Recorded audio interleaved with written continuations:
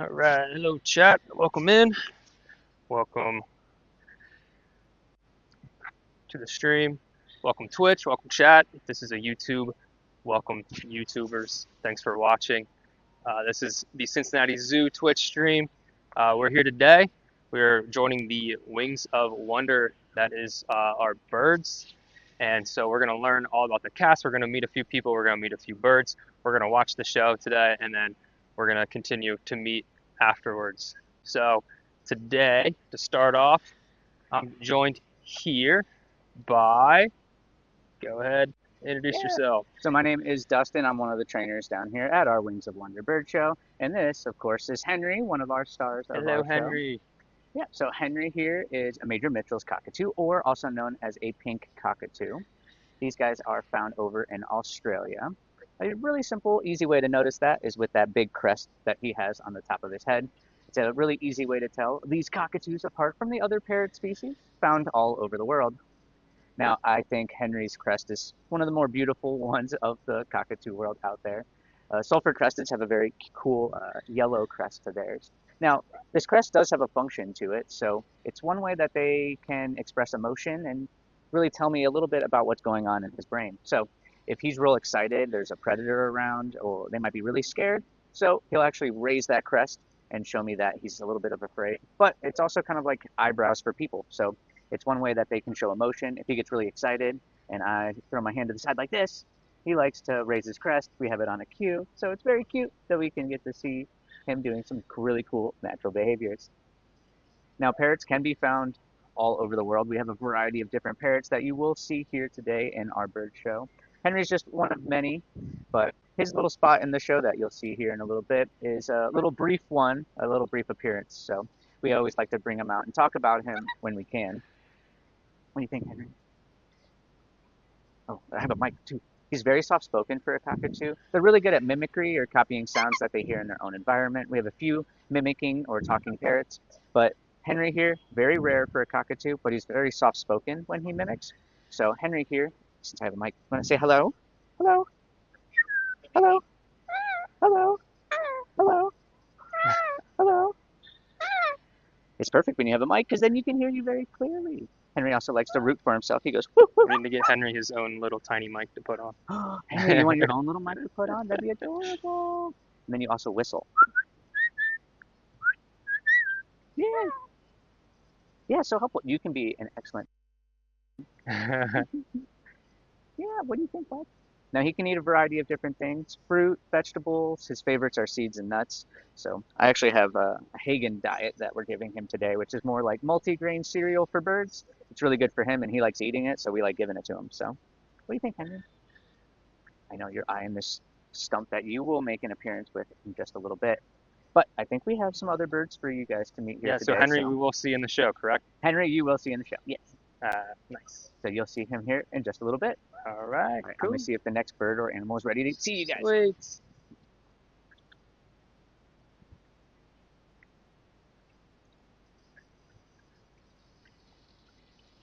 So if you've ever been here to the zoo, you can visit the Wing of Wonder amphitheater here. Got our stage, some nice seating out here. This is one of the last shows actually for the year, so they'll be wrapping up. I believe the last one is this weekend. So you'll have to wait till next year to check it out. Unless you're joining us today, then you're going to be able to see one of the last shows.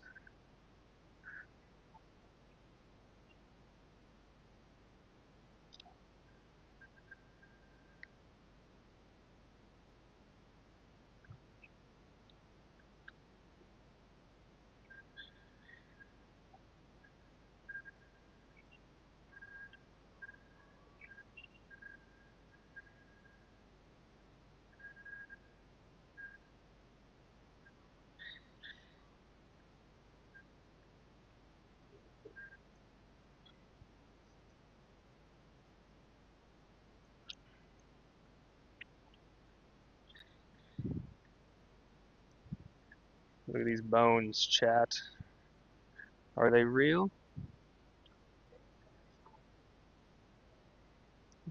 Used in the show?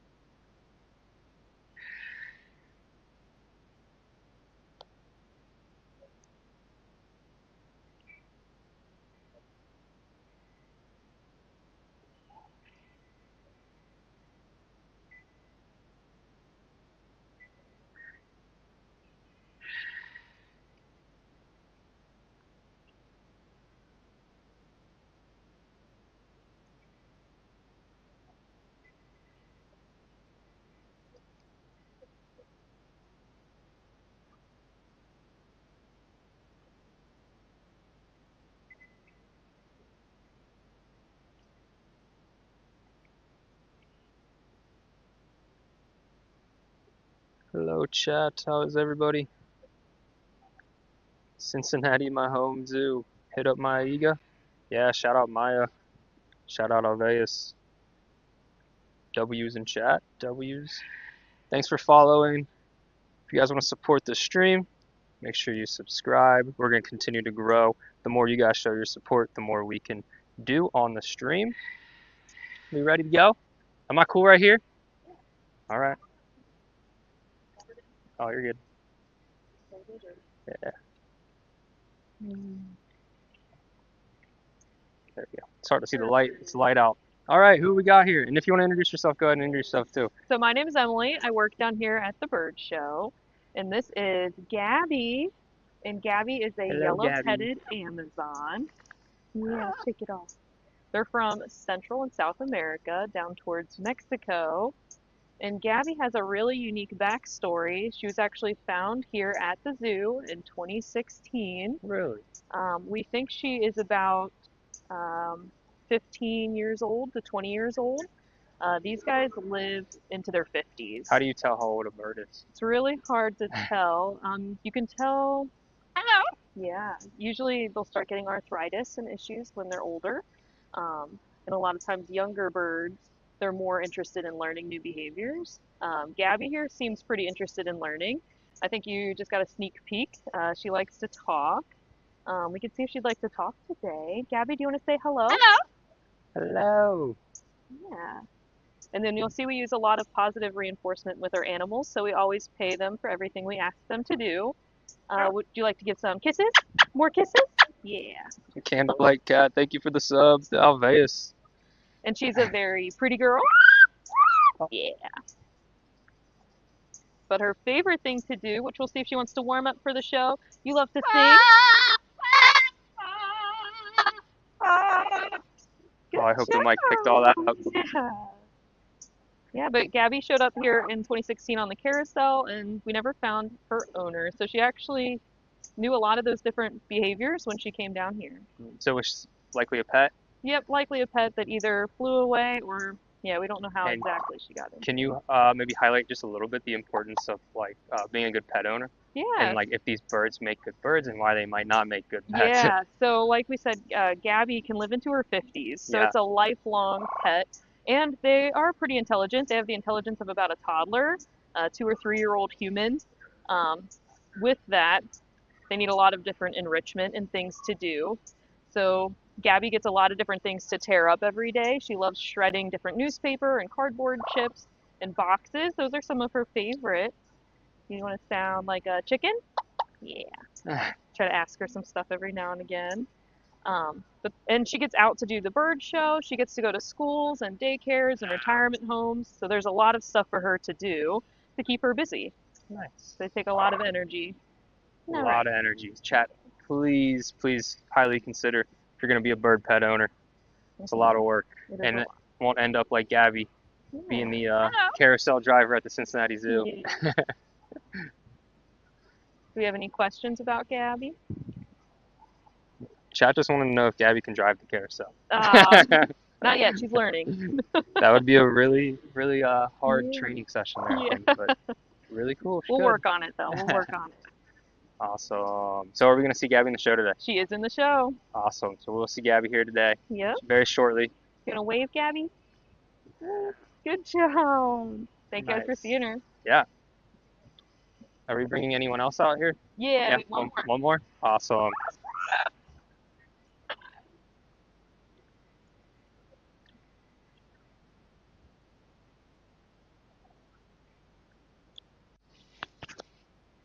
All right, guys. So as I was saying earlier, this is a brand new streaming project here at the zoo. We just started, so we have been working on a lot of different things here, figuring out tech. So thank you for sticking with us here. But as you guys support us, we will be able to continue to grow. Our goal here is to highlight all of the departments, all of the people that work here at the zoo that you may not get to see on a day-to-day basis. If you don't live here in Cincinnati and you have never made it to our zoo, this is a great way that you can check out what's going on here. And if you are from Cincinnati and this is your zoo, you might be able to see a different side than you normally would by just walking around.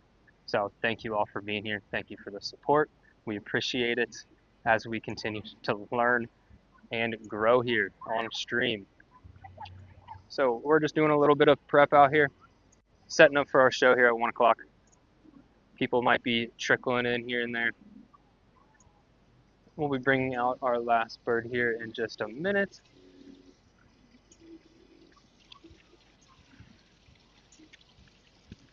The most commonly seen animal here at the Cincinnati Zoo, squirrels. We love the squirrels. All right, you got something to show us here? Yeah. Hopefully you guys Awesome. can hear me. So this is what we call telemetry. So in addition to getting set up for the show, it takes us about 30 minutes or so to start prepping what food and diets and things that we need on our persons to help do the show. Now, this here is something safety equipment that we use for specifically our Milky Eagle owl. You'll see later in the show. So this is called telemetry. So attached to his anklet, which is a piece of equipment that he has on his ankle, if you would, we attach this, and this is a way that helps track where the owl is. So it's just a safety reason. We are a free-flighted bird show, and these birds have the freedom to go anywhere in the zoo. They're just trained to stay within our theater. But if something happened or he got scared and he decided to leave, this is a way that we can kind of communicate exactly where he is and give us an idea of what direction he's at.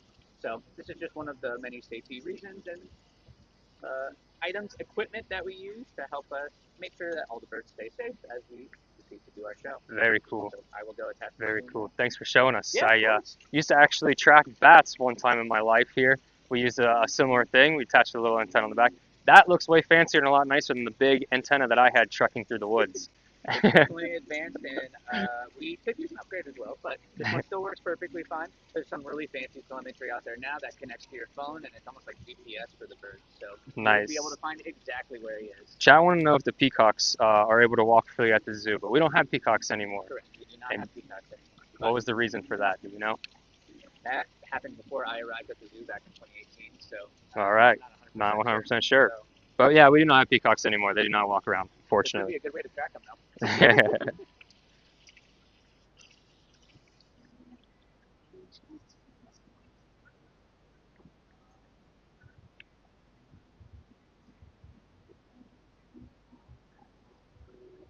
Squirrel. Not sure if this guy's part of the show or not. Are you part of the show? Is that guy part of the show? Oh, look at this.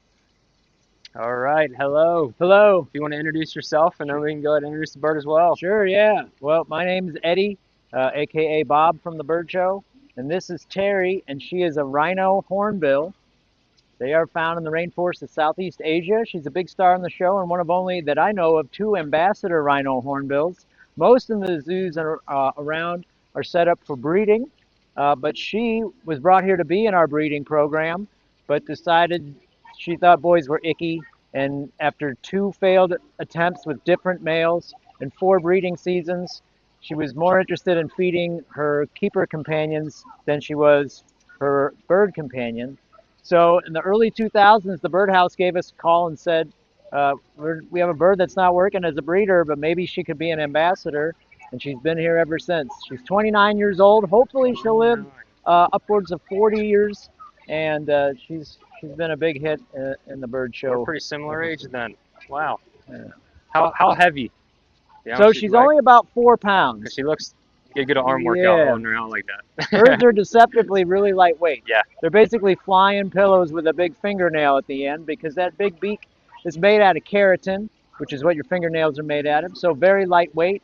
And really, once you take all the feathers away on a bird, there's not much left. Especially all that's left are those hollow bones. So Which is important for flight. that's right. The lighter you are, the easier it is to fly. And that Exactly. giant thing on top of Terry's head, which also she's often mistaken for a toucan, that is called a casque.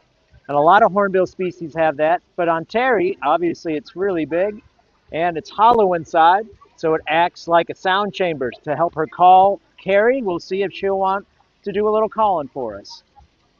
Whoa! Whoa! Whoa! And that is what it's for. How long did it take you to learn that call? It was actually pretty accidental. just figuring out what got her to call. So Very nice. Very cool. All right. So cool. will we see in the bird show today? Oh yeah, she's a big star in the show. Big star in the She'll show. fly The all the grand way. finale. Uh, more towards the middle of the show is where Amazing. she'll be.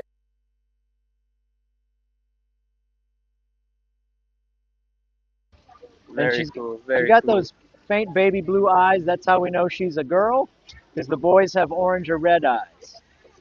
So the boys and the girls are easy to tell apart. Very cool. So do you want to, if you want to put the bird away, you can if you need to. But if anyone wants to talk about maybe what kind of training is involved and wants to come out and talk about that, Sure. how long it takes and all that good Yeah, stuff, yeah. say goodbye. Got the crowd rolling in here. Gonna be a full stands today.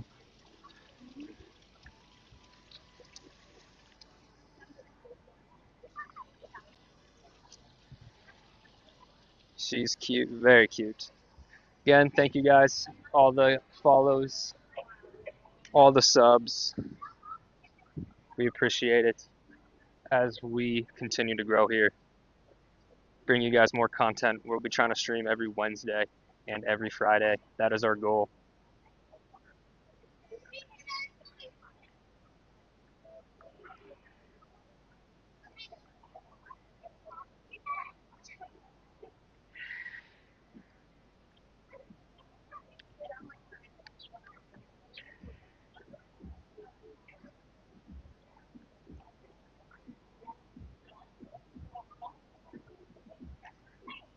You're back. If you want, we can Go this way. we can prop this up right here if you'd like. Oh, Go look, right here. and then I can see myself. And Look you at can that. see yourself. Exactly. Perfect. So the question was what? Talk about training? How Yeah. long it takes to do this? So I just kind of wanted to ask. I think chat would be curious as well. What does like the training sessions look like, and when you get maybe a new bird, what does it take to train a bird to be in the bird show? Yeah, it's funny actually you ask now because we have a 2-year-old Harris hawk that we trained this past summer. He was brand new to shows this year, and so there's a lot of approximations you make throughout our positive reinforcement and operant conditioning that we do. And sometimes it's hard to replicate any antecedents or anything that happens before the behavior we're asking. And there's some factors we can't control. So we actually started off the summer with this Harris hawk, and it was hard to try to replicate a theater that could potentially be filled with 800 people. So the first weekend being so packed, he actually was a little bit afraid when he first did his behavior and took a little scenic route close over a biocopy. But we got him back. We took some steps back in our approximations and our training and got him really comfortable being around people. We started doing some post shows with him, getting him used to the stimulus of an entire audience that's out here.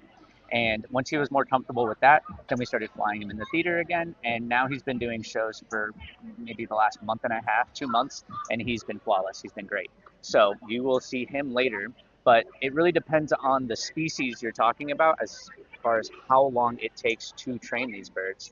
Some of these birds are 30, 40 years old and have been doing shows in front of an audience for a long time. So it's sometimes a little easier to get them up to speed depending on what we're asking. If they're doing a flight, we might have to help condition them.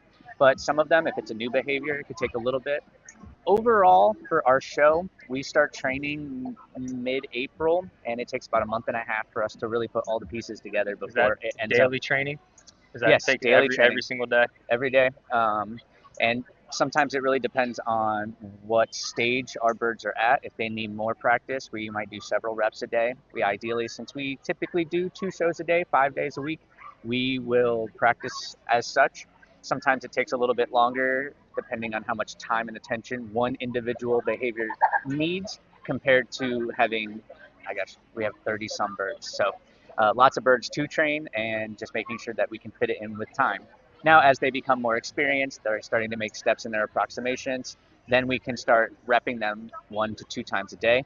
And then usually the hard part is towards the last few weeks before we open up for the public is figuring out what we're going to say and how we articulate that and the conservation methods and really trying to work on our transitions throughout the show. We try to make it a very pleasant experience that there's almost always a bird on stage. There's no downtime. People don't want to come up here, and they didn't come to the bird show to come hear us talk. So they came to see really cool birds. So I came here to listen. you did, and I'm glad you're here. So We do have a question. yeah. How do you know if a bird will be a good fit and be comfortable being around so many people? And does the zoo have some that cannot do shows? Yeah, I would say maybe a large majority of animals in the zoo maybe not good for that. It really just depends on a few different factors, say how they were raised. A lot of our birds are hand reared or they're already used to people from the get go. They've been raised by people, they're used to it. Some birds are social birds like parrots, and they can usually be pretty good in a show like setting. So sometimes it really depends on the bird or animal's natural behavior. Even some birds, you take Cooper's hawks, sharp-shinned hawks, they're just typically more antsy and amped, and they might not make the best candidates. So, but it's all the study of one in my mind. So if I can see the bird in person or the animal, and if they're very calm and they seem like they're okay around people, they might be a good fit. So it really just all depends on the individual. So I don't like lumping in all the animals that way. I'm curious about that. Like, so maybe some species have different tendencies, maybe some more calm or whatever, but on an individual basis, like, do you get to learn personalities? And do you see all these individual personalities in the birds? Yeah, for sure.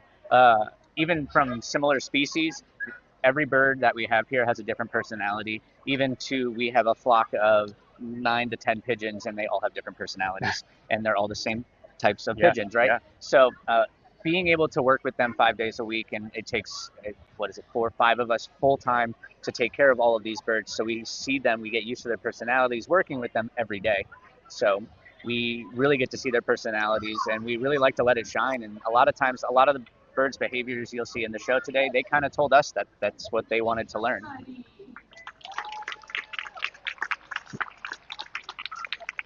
Thank you. My name is Lindsay. And my name is Justin, and welcome to our America's Wings of Wonder Birthday. This year, the zoo is celebrating its 150th anniversary. Now, it may not seem like we have a lot in common with people back then, but one thing has stayed true. Our love and interest in animals is timeless. We hope to make that interest in international knowledge, compassion, and hopefully grow their actions in the next 20 minutes or so. Tell you a story about the zoo on the road. You want to tell everybody a story? Oh, I don't know if this race is ready. I just learned it in September at the almost end of the bird show, but I just learned it, so I want to make sure that all the facts are straight. Okay, Bob, that's a great idea. Good, great, okay, so it's not really disgusting, actually. Okay, awesome. So, we're having a Lindsay was telling me like 15 stories. Really? Okay, Lindsay, Austin, she's gone. Why not? You're gone. Well, you got my favorite story? Yeah, I know you do. All right, believe it or not, there is a bird in the bird show that actually brings us to the early days of the zoo. That's right, though, John. His name is Adam, and he is sitting around Hornbill. And when the zoo first opened, there was a bird just like that in here too. And as luck would have it, he got out of his home, and he flew off. All the way over to Burnham Woods, which is still there to this day, between here and DC. When they got over there, he unpeeled the tree. They didn't quite know how to get him back, so they decided to put some on it, we'll cover it back in the morning. Well, when they came back to the zoo the very next day, that bird had flown all the way back to the zoo.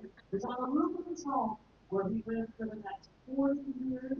He became an icon of the zoo, kind of like the Big Car Bird Show. That was Amber, our happy senior. Thank you very much. Well, after this is for the early stage of the zoo, but our next bird connects us to the early stage of the bird show back in the early 1980s. That's right, Bob. This year is Reggie, and Reggie is our 48-year-old silver-crested cockatoo. Now, Reggie is one of the original members of the bird show dating back to the 1980s. Over the past 4 years, Reggie has learned how to fly. So we're going to see if he would like to show that off to you today.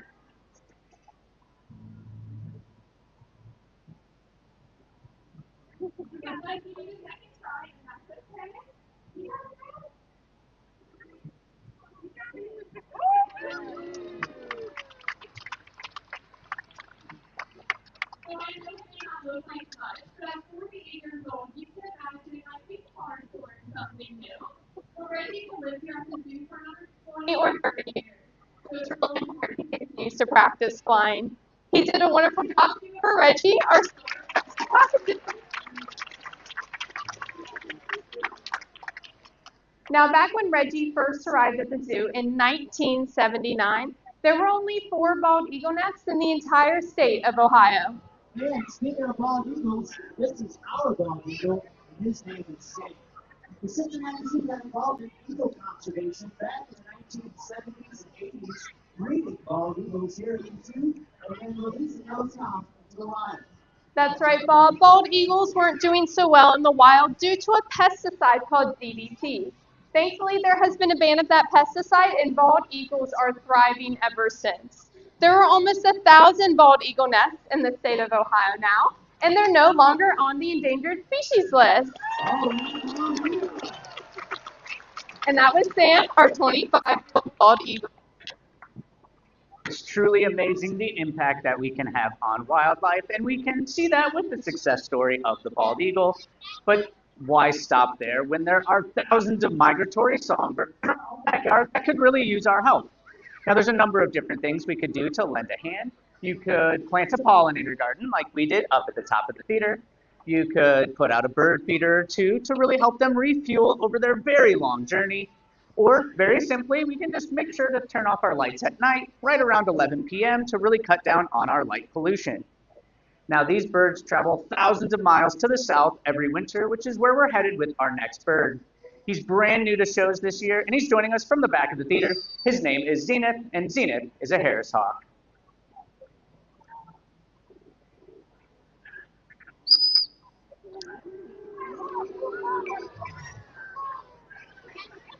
Now, Harris hawks are found in semi-desert-like areas of southwestern United States as well as northern Mexico. Now, in these areas, food is pretty scarce, so these birds have adapted to being highly efficient hunters.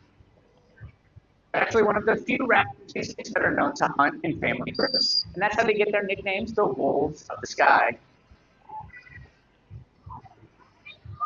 Now, when they're hunting together in packs, they like to flush out their prey from brush and lead it directly to another family member, which is typically the matriarch of that family.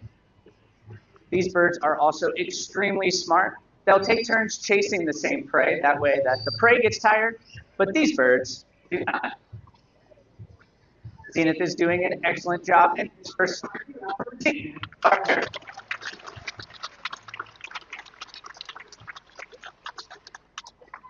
Now, you can find a bird like this right here in the United States, but we're going to have to head a little further south to meet our next friend. This here is Gabby. Gabby's the yellow-headed unicorn here. Can you say hello? Very nice. Now, what do you see your friend? That is so sweet. Now, Gabby's a very social girl, so we're going to very nice.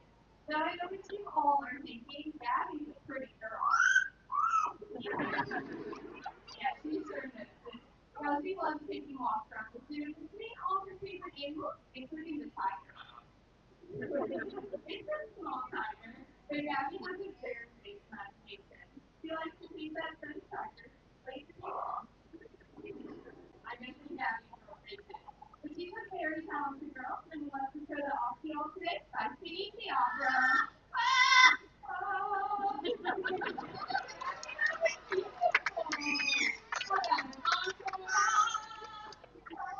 Amazing acting, Gabby. You go for Gabby. I know.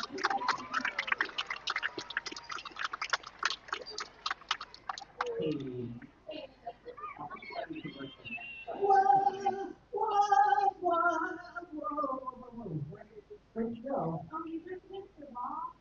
You're supposed to let me know you like him because you have this little wet. Well, we gotta keep the show going. Oh, of course. Keep the show on. Tell them a little more story, Bob. Remember, you were in the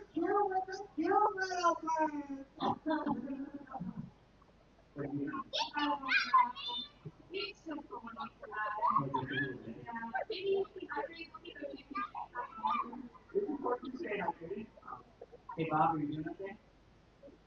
I don't know, he doesn't look so good. I really hope he has life insurance through Ameritas.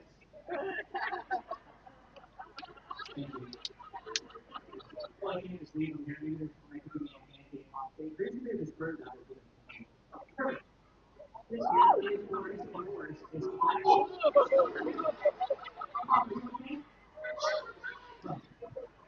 But you see, black cultures have a really cool adaptation of a turtle protein. They can strip it straight to the bone.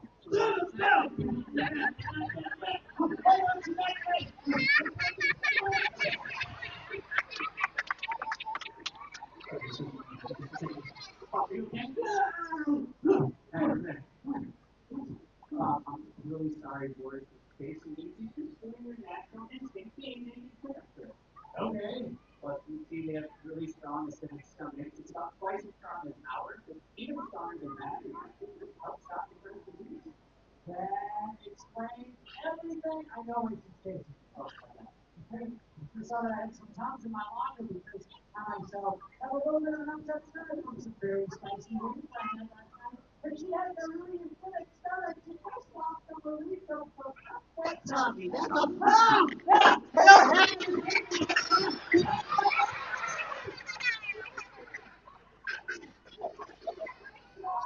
This show is really migrating in a weird direction. Now, we've talked plenty about songbirds. We've had a few raptors. I think it's about time we head to Africa and meet our songbird side raptor. Right. This here is Tansy, and Tansy is our 12-year-old African female falcon. Now, even though she's tiny, she still has all the same adaptations that a big falcon would. Say hi. Very nice, Tansy. So she has those short talons, a nice hooked beak, and excellent eyesight. So even though she's tiny, she is definitely very still mighty. This was Tansy, our African baby falcon.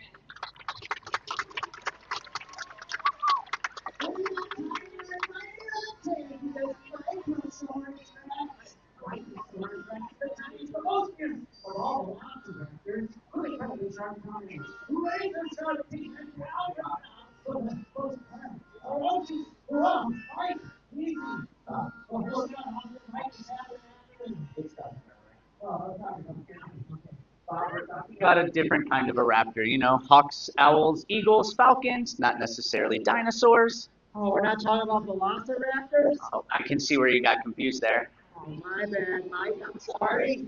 Well, it seems like you really like dinosaurs, Bob. Oh, yeah, Mike here is the coolest. Oh, okay. It's like a dinosaur.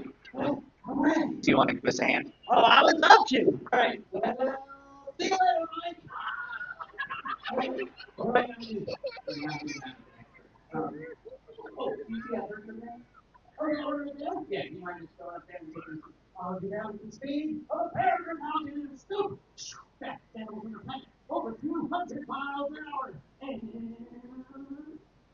here. It might have been faster than a peregrine falcon. Thank you, Bob.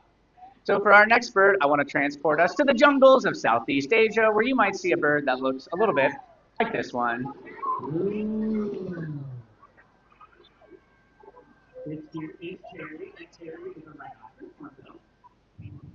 Now, Terry originally joined us here at the Cincinnati Zoo to be a part of the breeding program. But Terry eventually decided to join us down here at the Range of Wonders because she gets along with people more than she does other birds. Now, rhinoceros hornbills are really important in Southeast Asia for seed distribution throughout the jungle. They're so important over there They're actually the national bird of Malaysia. Now, these birds eat a variety of different things, from smaller insects to mammals, but they eat primarily fruit, and in Southeast Asia, that happens to be figs.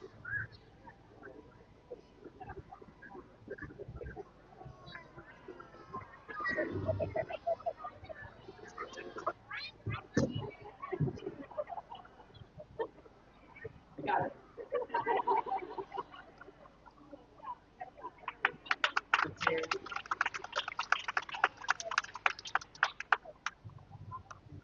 So Terry, here's a little bit of a food for your flyer.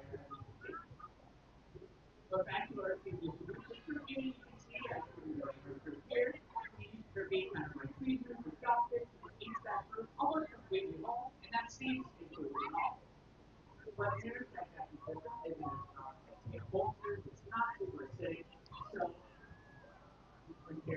number 2, those seeds will pass through and help you more through the grow.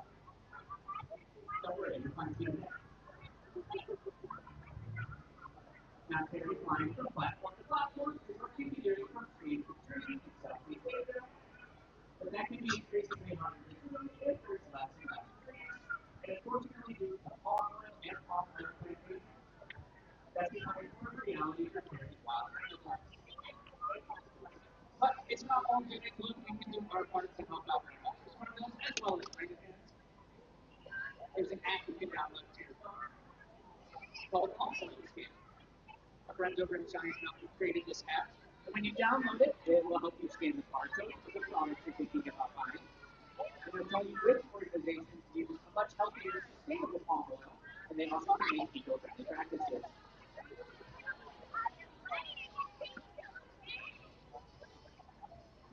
Okay, it looks like we have. Oh wait, we only have one platform. Hey Bob, I actually think you a hand. Okay. So after Terry lands on this platform and then enjoys this banana, you want to call her back to that bird over there? Okay, but not now. That's not ready. Okay. How about now? How about now? Terry. Oh, she wasn't ready. Terry. Whoa, magical. I can use another hand. Okay. Do you want to bring it down here to stick? Sure. How? Just stick out your arm and see for hot tools. Okay. Here. Oh, wow. Question, I have a question. Oh, sorry, Costa. Why does she have a traffic cone going out of her head? She has 3 feet. Yeah, that's not part. It's called a cat. Those cornrows have a cat. They have several different functions. But one of my favorites for Terry here is they work like a megaphone or a resonating figure. So when she makes calls to her friends or potential mates, that cat helps that sound travel to the mind. Really? People like say that Terry she'll make that call and good idea. All right, let's go.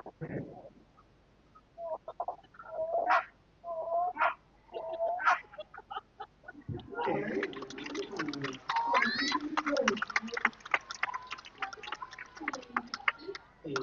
Could you help me out with the next one?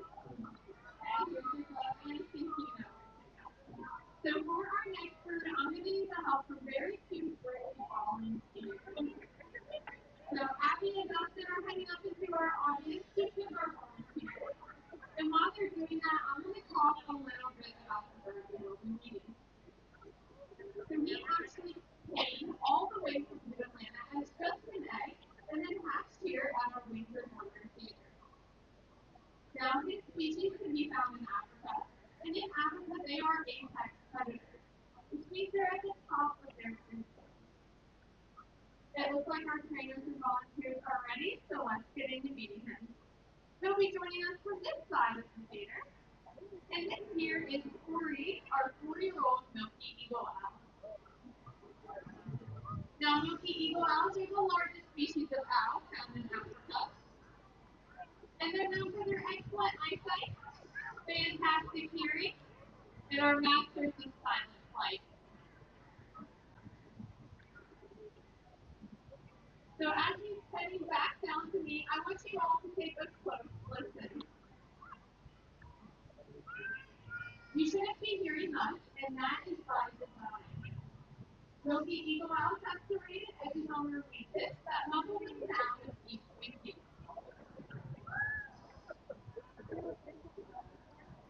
They also have binocular vision, which means they have cylinder-shaped eyes. They can only focus on one thing at a time. They eat things like small mammals, small birds, and even hedgehogs. But don't worry, I think we're pressed out of it. Whoever already in our race.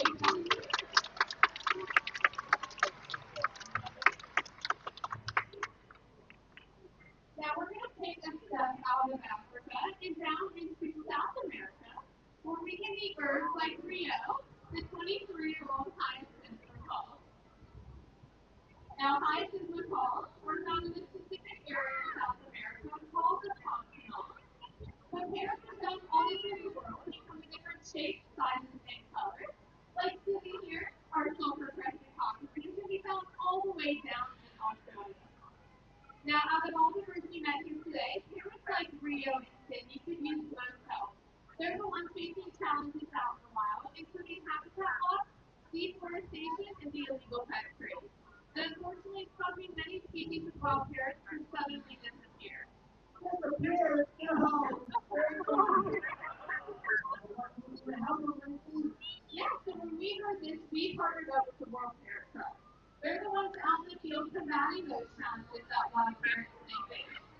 And if you would like to help out today, Fiesta, our green wing call, will be down in this corner of the theater, taking cash or card donations that go directly to the World Parrot Trust. And you actually have the opportunity to hand Fiesta your money and help make sure it gets to where it belongs. Now, with donations of $5 or more, you can receive a World Parrot Trust bracelet or a bite with an animal you met here today as a thank you. So when you're home out there, planning a holiday, put out bird feeder or simply supporting the zoo, there are so many ways today to get involved in conservation that we're interested in doing. It's up to us to take advantage of those opportunities and help wildlife thrive for the next 150 years and beyond.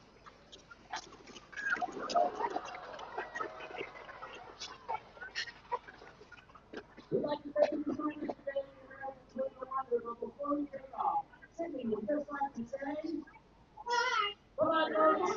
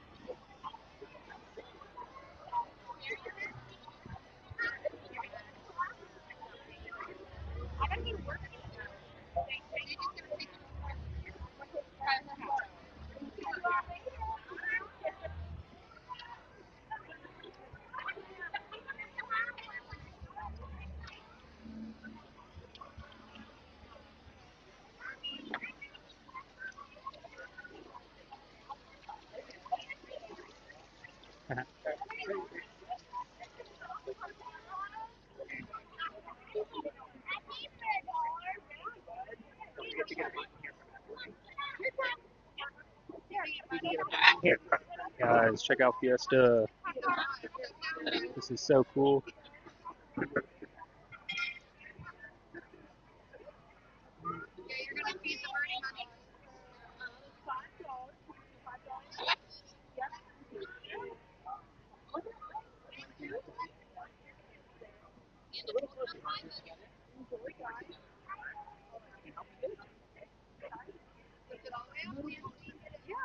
Take that money.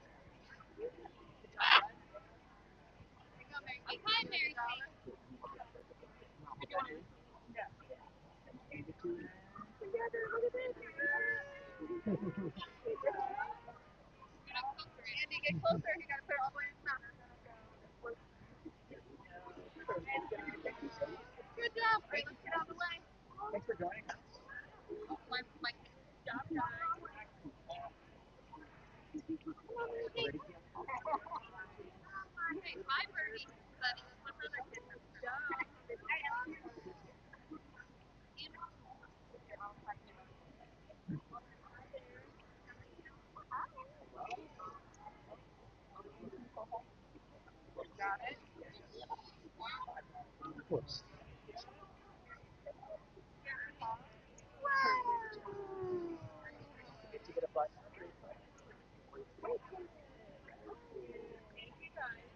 Fiesta makes that money.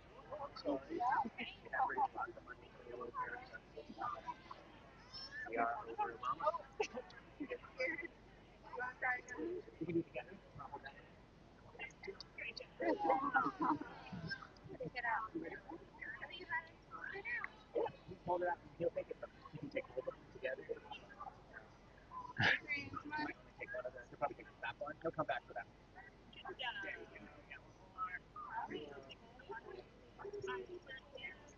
Guys, train your dogs, cats to do this.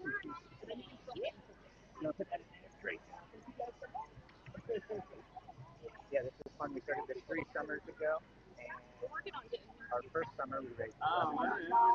This last summer we did a little over 60,000.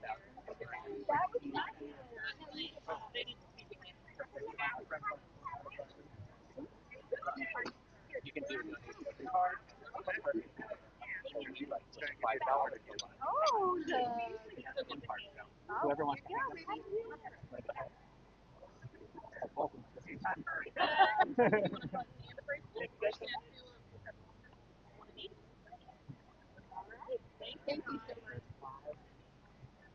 a $10 donation.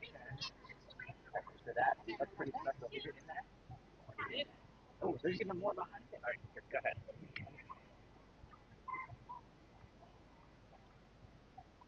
Just to some of it.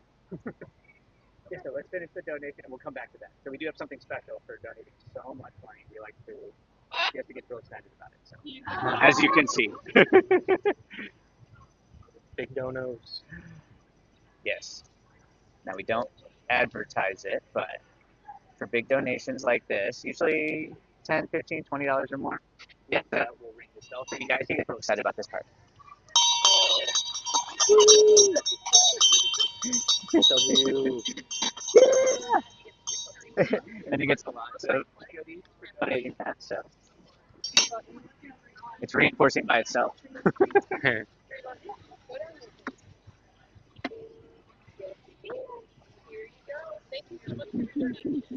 Yeah, thank you guys so much for joining us. Thank you. Yes, sir. We have another $10. Great.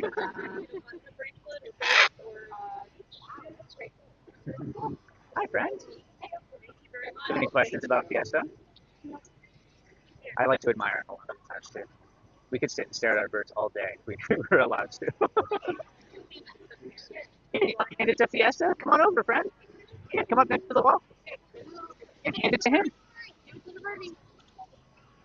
He'll take it from you. Once Fiesta turns around. Here we go. Yes, we got a jump. Can I hand it to him? I know. Here, do you want me to give you a hand? Here. Are there any other birds that know how to collect money?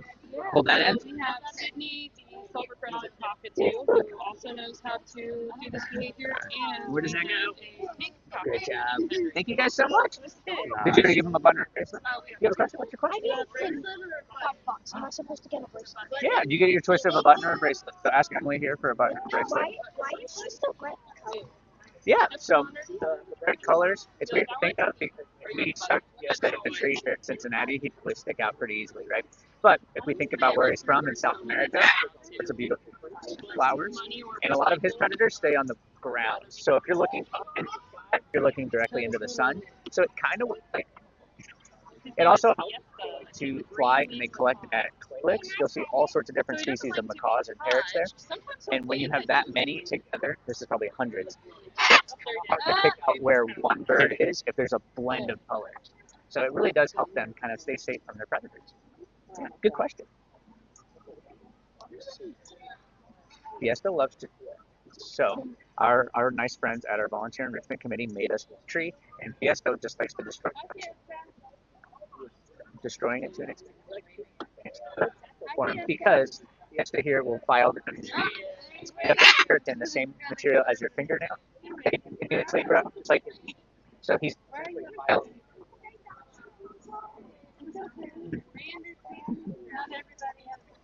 I'm just gonna adjust. There you go. Oh, he's real excited. Yeah. We need to get an emote in chat.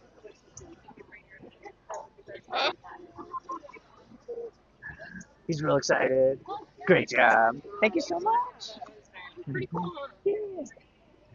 You want a bracelet?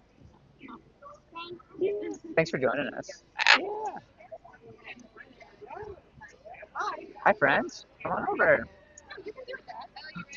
$20. Yeah. Did you talk donations. about where this money is all going or anything? Yeah, so we partnered up with the World Parrot Trust. They have got a lot of challenges all over the world. There are different species of parrots, and actually 60% of those parrot species are on the decline. And they can be facing all sorts of different things, deforestation, the illegal pet trade. But the World Parrot Trust has a lot of different organizations, or like a lot of different projects that they're working on, whether it's blue-throated macaws. We're going to do a quick little ring a bell fiesta. Donation.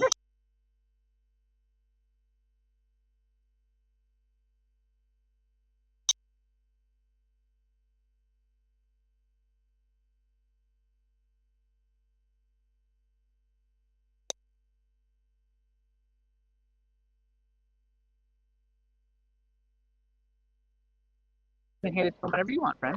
Yeah, great job.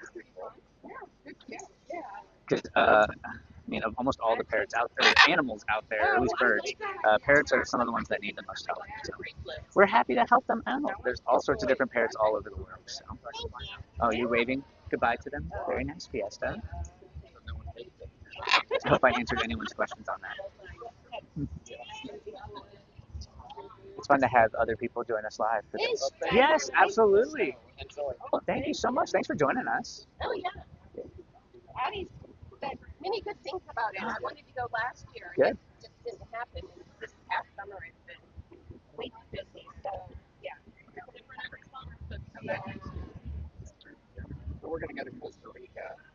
I'm jealous. Take me with you. So we're just looking forward to. I mean, you know, it's like a boy. What are we doing? You'll have a great time. You want to say hi to chat? Yeah. Now we do have some other birds that do meet and greet encounters out here. We got to see a lot of Fiesta really hamming it up. That's gonna have So- to maybe become an emote chat for subscribers. Fiesta, that'd be great. I Yes, like to it. bounce. Yeah, just clip that. But we do have some other birds that are out for our meet and greets. I'm unsure if you want to go and Yeah, chat with we them can- as yeah. well. Now, if there's any more questions about Fiesta, we're welcome to stick it with me. That's Yeah, absolutely we can fine. go check out everybody else. Thank you.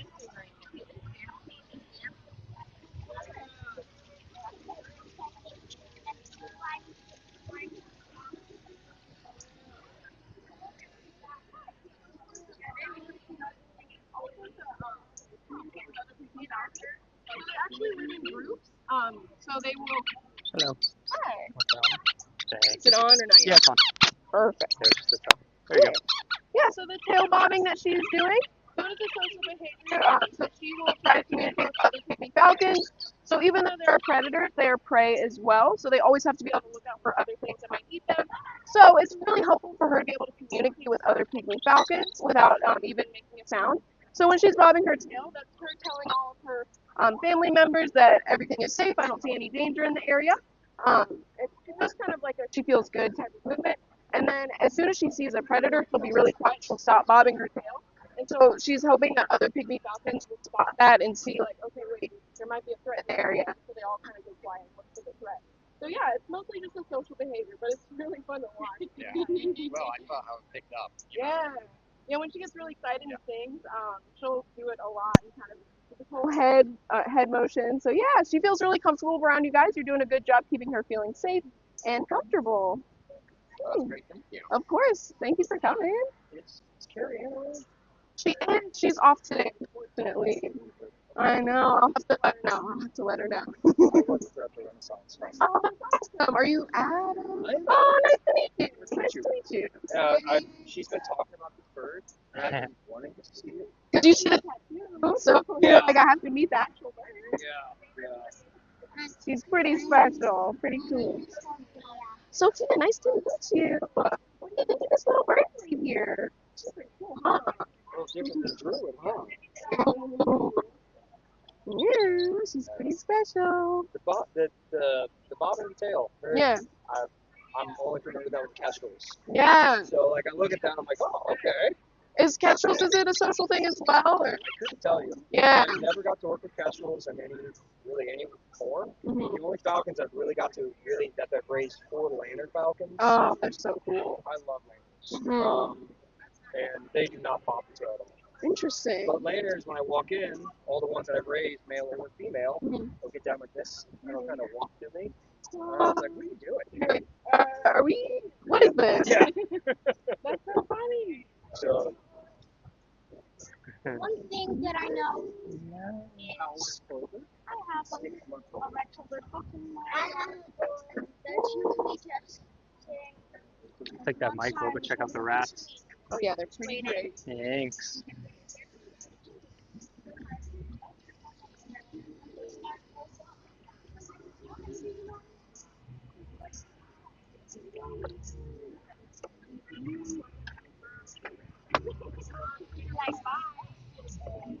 Yeah, better behave. You're on camera now. I don't know if anybody wants to. You can just like Oh, hold I it or guess you me. can like, okay. Who we got here? Yeah, so we've got two of our Dumbo rats here. This is Little Cheddar and Miss Malibu. Dumbo rats, they're a domestic species of rat that were actually bred to be pets. So they are really, really sweet, really social, and really smart. Isn't that right? Smart. Are they crunching numbers smart, or what makes them so smart? So anything you can train a dog or a cat to do, you can pretty much train a rat to do. So you saw their behavior in the bird show. That was a trained behavior. You can Nice. train them to use a litter box just like a cat. Really? And there are some people that actually train rats to play little tiny basketball. Nice. Oh yeah, constantly sniff in the air.